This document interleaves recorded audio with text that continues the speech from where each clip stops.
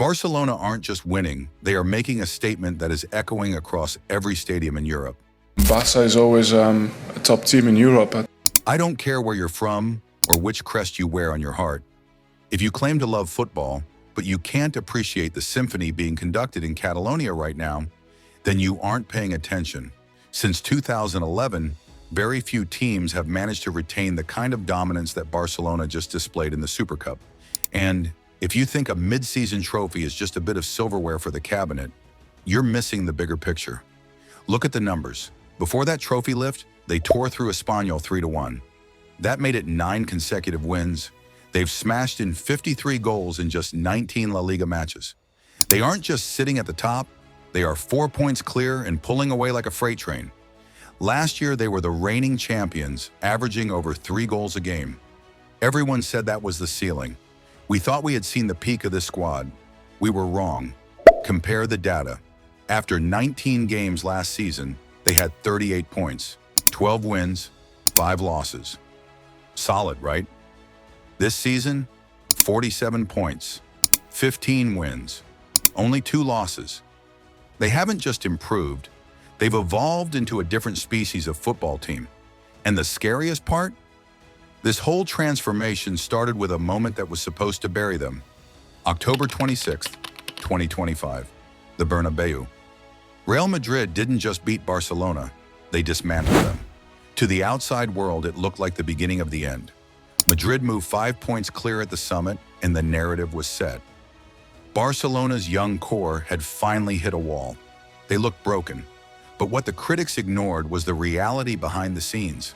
The squad was a walking infirmary, no Araujo, no Raphinha.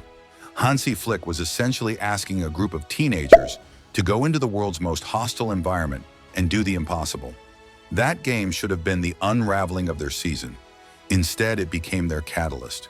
Since that night in Madrid, Barcelona haven't looked back. They stopped bleeding points and started drawing a straight line of perfection. Despite missing defensive pillars like Araujo, despite the absence of Raphinha for the bulk of the autumn, they didn't slow down. Early on, it was Marcus Rashford, Lamine Yamal, and Fermin Lopez dragging the team through. But now, with the veterans returning and the kids maturing, the machine is fully calibrated. We've seen Barcelona dominate before. We remember the 2009 Tiki-Taka Masterclass and the 2015 MSN treble. But those teams were built on the greatest individual star power the world had ever seen. What we're seeing today is different. This is a triumph of the brain. This is the Hansi Flick effect. Flick hasn't just brought a new formation. He's installed a system designed to delete hesitation from the game. Think about the context. An €88 million budget and a roster of academy kids. Yet he has them playing with a clinical nature that feels almost robotic. Flick's core ideology is fascinating because it almost seems to disregard traditional safety-first defending. Experts said losing Araujo would expose them. They said playing Íñigo Martínez, a natural left back, at center back alongside a kid like Kubarsi was tactical suicide. They were wrong. Flick's highline is coordinated chaos. It's not just about being aggressive, it's about timing. The offside trap isn't a desperate reaction, it's a pre-planned trap. By the time a striker thinks he's made the perfect run, the Barca line has already stepped up in perfect unison. Martinez provides the veteran recovery pace, and Pau Kubarsi, the kid is already top 10 in La Liga for line-breaking passes. Add the January arrival of João Cancelo to shore up the flanks, and suddenly, the weakest part of the team is their greatest weapon. And even when the trap fails, there's a new king in the crease, Juan Garcia. Look at his sequence against Espanyol. 3 saves that defied physics, 7 clean sheets. He's been so good that names like Ter Stegen and Fabianski are watching from the bench. It's a statistical anomaly. Barcelona are conceding fewer shots than teams that park the bus. That isn't luck, that's structure. When they get the ball, the Guardiola era of 50 pass sequences is gone. Flick wants blood, and he wants it fast. If you love the beautiful game, stick with us. Subscribe and see all our future football videos. Casado has emerged as the unsung hero here, stepping in for Gavi or De Jong without missing a beat. He and Pedri form a double pivot that doesn't just control tempo, they compress it. They use fewer touches, move the ball vertically, and find the wingers in seconds. And in the final third, Flick has ripped up the rulebook. There is no fixed striker. Robert Lewandowski might start in the middle, but you'll find him on the wing 5 seconds later. Raphinha cuts inside, Rashford arrives late, and Fermin Lopez appears in the blind spot like a ghost. It's fluid, it's positionless. It's why defenders look so confused. Who do you mark when everyone is a threat?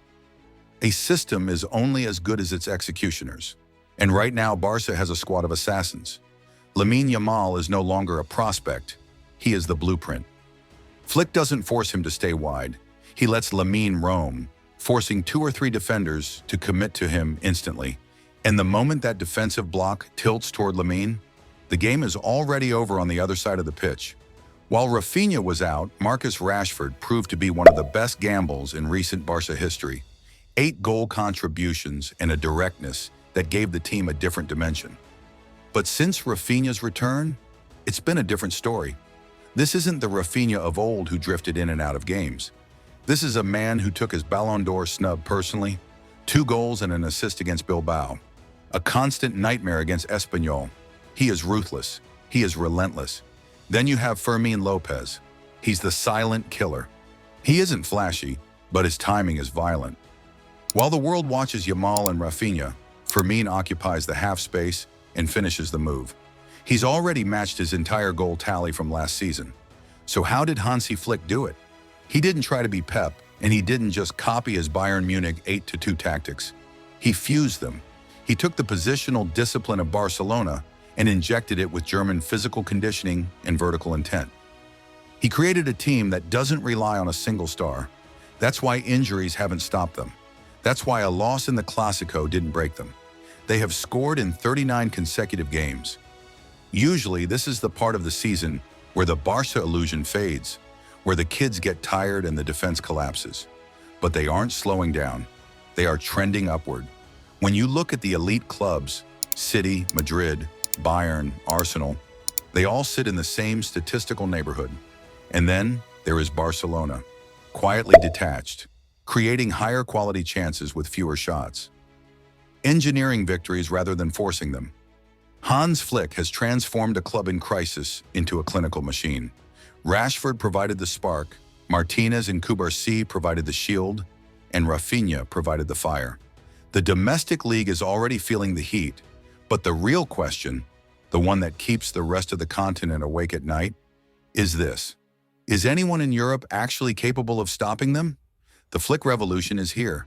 If you enjoyed this deep dive into Barca's tactical evolution, hit that subscribe button and ring the bell. We're tracking this title race every step of the way.